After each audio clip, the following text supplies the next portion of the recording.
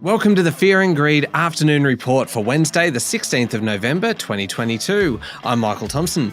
Every afternoon, we've got the 5 stories that happened today that you need to know about, so let's jump into it. Story number 1, a bit of a down day for markets today, with the S&P ASX 200 declining 0.3% to 7,122 points. Aristocrat Leisure had the biggest drop among the large cap stocks, down 5%. Reece dropped 2.9%, and QBE Insurance fell 2.8%. On the upside, Whitehaven Coal added 5.8%, while Nufarm added 8.9%. Investors were a little rattled today by a missile strike in Poland that initially threatened to draw other countries into the war in Ukraine. More on that one in a moment. Overnight in the US, stocks rallied on a favourable producer price index report showing inflationary pressures easing. The Dow Jones rose 0.2%. While the S&P 500 added 0.9% and the tech-heavy Nasdaq jumped 1.4%, investors are intently focused on any signals about the path of inflation as they really try to determine when the Federal Reserve will slow its aggressive pace of lifting interest rates. Story number 2, as I mentioned, a messy day in global diplomacy after a deadly missile strike on a Polish village near the Ukraine border.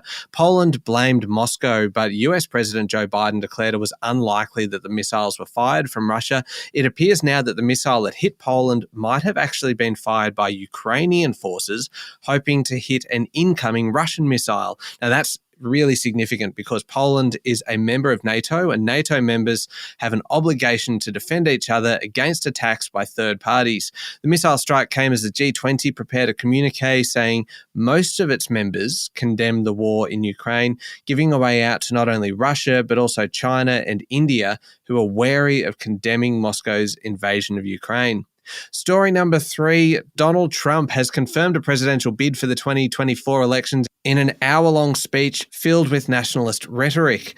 Now, Mr. Trump was speaking at his Mar-a-Lago estate in Florida and covered topics ranging from migrants, borders, drug running, Islamic terrorism, and COVID. He even claimed that China had some involvement in his loss in the 2020 election. President Joe Biden wasted no time posting a tweet reading "Donald Trump failed America," along with a video highlighting a few of the former president's more controversial claims and moments. Somehow, I suspect he may have had that one ready to go. Story number 4, wages growth in Australia has finally picked up according to the latest Bureau of Statistics data. Average private sector pay rises hit 4.3% in the September quarter. Now that puts annual wages growth at the fastest pace in a decade. Private sector pay rises meant overall wage growth added 1% over the quarter to reach 3.1% year on year. Of course, with inflation running at 7%, real wages are still falling. Finally, story number 5, an exciting afternoon for space exploration as we wait for the Artemis mission to take off from the Kennedy Space Center in Florida.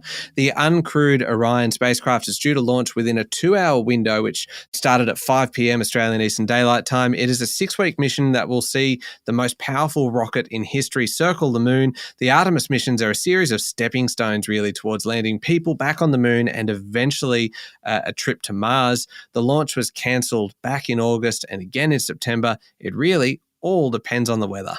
That's it for the afternoon report for Wednesday, the 16th of November, 2022. Adam Lang and I will be back tomorrow morning for the Thursday edition of Fear and Greed.